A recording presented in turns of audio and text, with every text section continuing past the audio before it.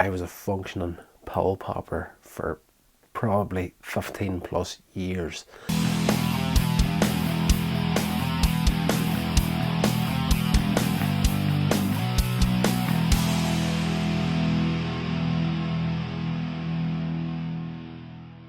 Hey guys, welcome along to part one of this little video. Please excuse me, I'm probably looking between two different cameras here at the moment, but this is going to go out on YouTube and Instagram, and wanted to talk a little bit about my journey with painkiller dependency. Starting off, if you want to reach out to me and talk about anything, if you're going through a similar sort of situation to what I went through in the past, I had very little support when I was trying to get off painkillers. Wouldn't say I was addicted to painkillers, but I definitely did have a huge dependency on them. Not good.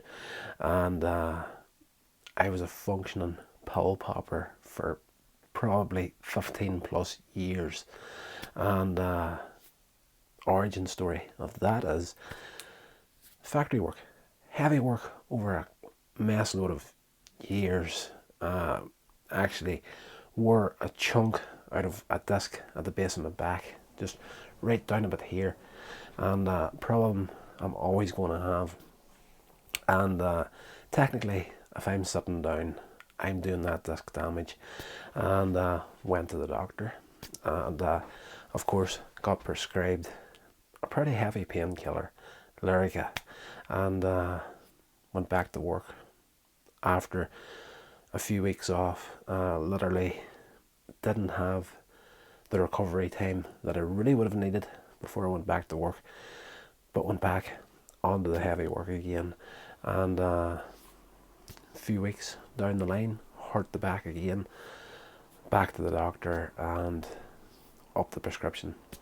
Now this was just a pretty much a regular thing over the years. You know, I would manage to go longer periods without hurting myself, but eventually it would happen again, and back off work.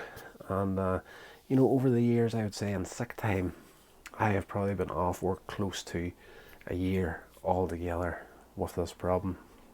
And well, in all honesty, probably more than that, but it is what it is. And again, this cycle continued. Every time I would hurt the back, I was doing it through a veil of painkillers. So it was one of these things where, do you know what, with the amount of prescription medicine you're on, you really should not be feeling the pain that you're feeling right now. To put it into perspective for you, the painkillers, when I first started on the prescription, the very first day I got out of work and went to the doctors, got the prescription. First thing in the morning, pretty much, I started stupidly early on my shifts, and I was pretty much at the doctor's office at the opening time of the clinic. And when I was coming back towards work again, I actually have to pass through the town where I live at, and I looked at the clock and I thought to myself, okay, by the time I get to work, it's going to be just after break time for those guys. So I thought, okay, I'll stop off at home, I'll have my usual cup of coffee and tea break before I head back to work. And sat down, got a bite to eat, and took the first of the painkillers that morning, thinking, okay, I'll take this now, go back to work, put my day's work in. And that was it. This was like 9:30, 10 o'clock in the morning. This happened. Next thing I knew, it was almost 4:30 in the evening. Missed the rest of the entire shift at work. Knocked me out cold. Now, at the very beginning, that's how that happened. And by the end, I was popping 3 of these things in the morning just to leave the house.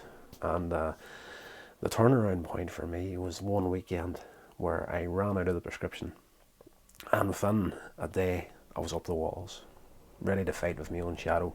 I'm like, something needs to change drastically right here.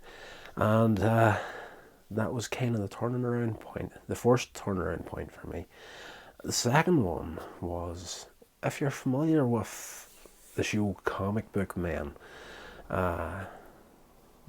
Beard Guy, Brian Johnson, I'm a big fan of Kevin Smith, the Comic Book Men, that whole circle of things, especially their podcasts. And I was listening to a podcast where Brian was on, and Kevin Smith, Silent Bob himself, had actually paid for him to go on to get dried out, get off the painkillers, and Brian was back out sharing a story of how he got to where he was at.